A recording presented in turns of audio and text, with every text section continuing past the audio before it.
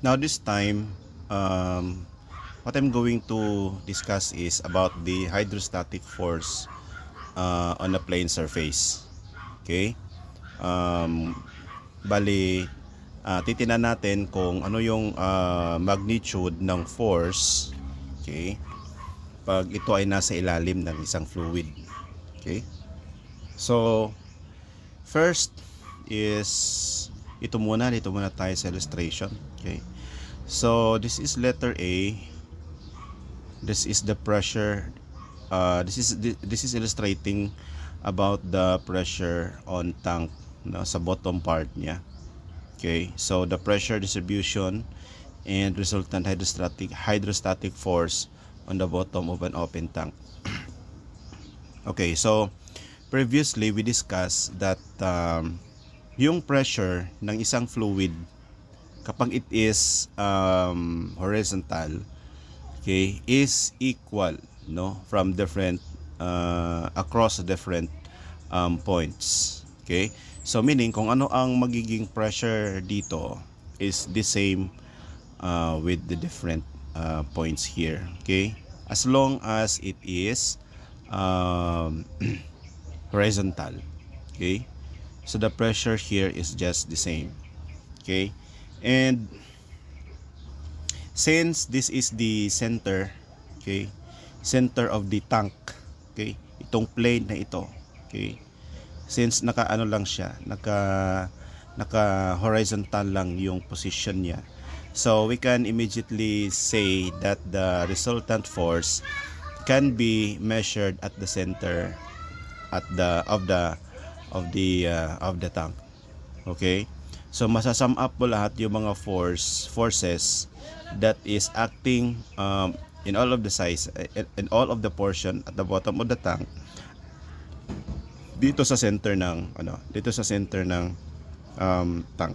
Okay, so we have to recall that in our previous discussion that pressure is equal to the specific weight, or meaning yung pressure natin is makukuha natin from multiplying the specific weight times the height. Okay, which is we understand that itong specific weight, this specific weight is actually yung density times the G, or the gravity. Okay, so if we are referring to a single fluid only, so meaning the density is constant. Okay, at alam naman natin that the gravity is the same all throughout, no? So the gravity as well is also constant. Okay, and then also we have to remember that the pressure, okay, is widely affected or entirely, affected with the elevation or the height. Okay, meaning pag magbabago yung elevation natin inside the fluid, nagbabago din yung pressure. Okay, so this is clearly illustrated in the second illustration here at the B illustration. Okay, itong mga arrows na ito indicates the difference of the magnitude of the pressure as we go deeper inside the tank. Okay, so that means that from here the pressure is less, okay, because our distance from the free surface is lesser than here. Okay, meaning as we go deeper the pressure is also increasing. So as we increase our distance from the surface, okay, that also as well change the magnitude of the pressure. Okay, that also make it higher. Okay, that one. So let's proceed. Now what about if it is an inclined plane? Like ibig sabihin maglalagay ka dito ng like for example sa tank, maglalagay ka dito ng plain sheet ng metal or something na naka-incline siya. So ang tanong, paano natin kukunin yung resultant force? Okay, at saka yung pressure. So that will be explained in our second slide. Okay, so this illustration is an illustration of an inclined plane inside the fluid. Now take note, if it is inclined, matik na yan that there is a involvement of angle. Okay, angle from the free surface. So ito yung surface ng water. Okay, at ito naman yung angle of inclination ng plane natin. Okay, so you notice na meron tayong maliit na triangle dito sa taas. Okay, that only indicates that this illustration is also influenced, or this particular body of fluid, I mean, okay, is also affected, or affected by, or there is an influence, I mean, there is an influence of pressure, no, coming from the atmosphere. Okay, kaya nilalagyan dito ng triangle na maliit, right? So pag ganun ang illustration natin, automatic na rin natin ilagay sa isip na the pressure is somehow added, no? Pag titingnan natin ng pressure, pag magko-compute na tayo, so the pressure is also added to that, no? Pag if you will be asked to determine the total pressure, okay, of the fluid, the total. Kasi pag sabihin natin total pressure, that is the gauge pressure plus the atmospheric pressure, no? Na-discuss na natin yan before, which is the atmospheric pressure is 101 kPa or 101,325 Pascal. Alright, going back here. Now take note, mayroong mga terminology na ginagamit dito. Itong sinasabi nating centroid. Ano itong centroid?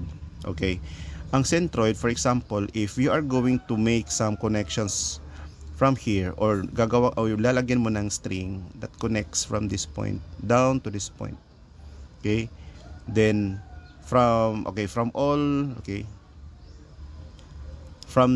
this side to that side, right?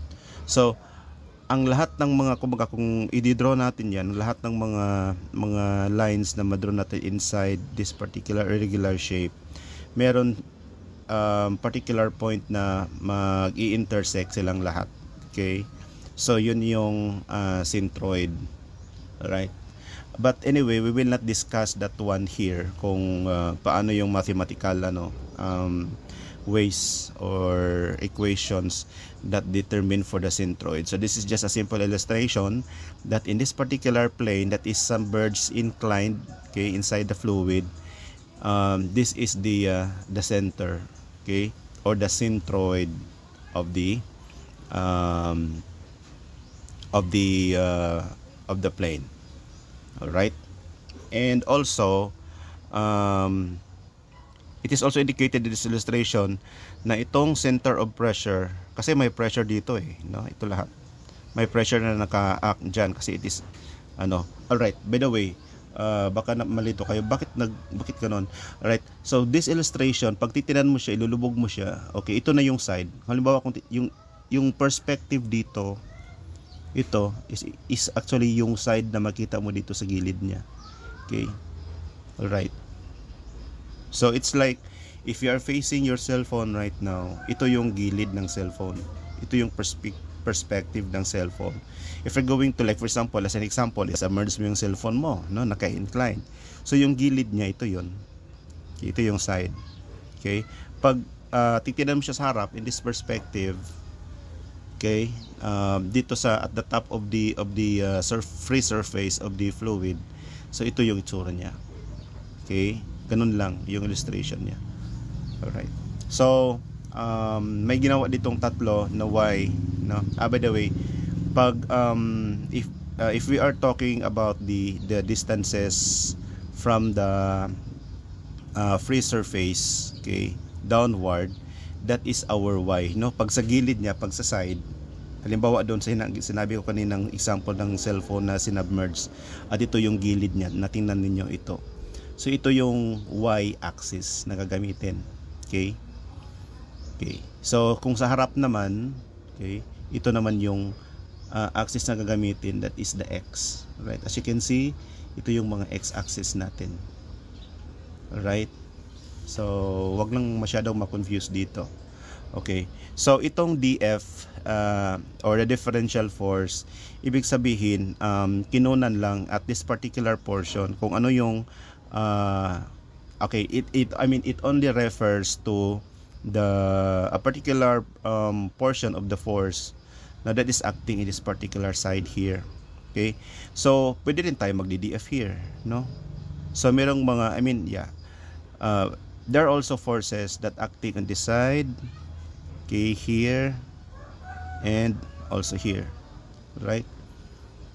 Okay? Ibig sabihin, in every portion dito, may mga force, may magnitude of force that is acting on this particular side. But in this case, we are just taking up this particular portion, to refer to that the DF, or the differential force. Pag meron tayong differential force, meaning meron din tayong differential area. So ito yung area na sinasabi natin. Okay? So in this particular portion, okay, ng plane, ito yung force na nag-a-act in that particular portion. Okay, that is just actually a sample, no? Parang sample lang din siya, parang at a particular snapshot of that particular portion, kung ano yung force niya. But to determine the resultant force, kasi may mga forces man dyan that acting on that particular plane in this different sides. To get the resultant, okay, the resultant force, okay, is here, no? That is along with the point where we can see the center of the pressure. Okay, nandun yun. It is just a little bit below the centroid. Okay, kung saan yung location ng resultant force natin, doon din yung ating center of pressure. Okay, anyway, wala naman tayong problem na like what, or we are very strict with looking as to what particular points here yung may mga coordinates tayong sila. So wala naman. This is just a simple indication na if we are finding the point where we can find the resultant force, dito yun makukuha sa center of pressure. Okay? Then ito naman din yung ating centroid. That is just a simple illustration as where we can see the resultant, no? The resultant force. Okay? Okay. So meaning our point of reference is the centroid. Okay? Okay, that one. So this is a simple catch of these things, no? Masyado kasi ito importante because we will be using these notations later as we develop the different equations, no, that tells that will describe the magnitude of the forces, okay, especially the resultant force. Okay, so the h sub c here is actually the height from the free surface down to the centroid or the centroid of the plane, hc. Okay, so magagamit natin itong HC dito mamaya sa pag-derive natin ng mga equation. Also the theta, magagamit natin yan, and also the FR. Okay, magagamit din natin yan. Ito na mag-snapshot mamaya is just, magagamit din natin yan, no, to explain a particular condition, no, kung ano ba yung mga mga quantities na gamitin natin to determine the differential forces.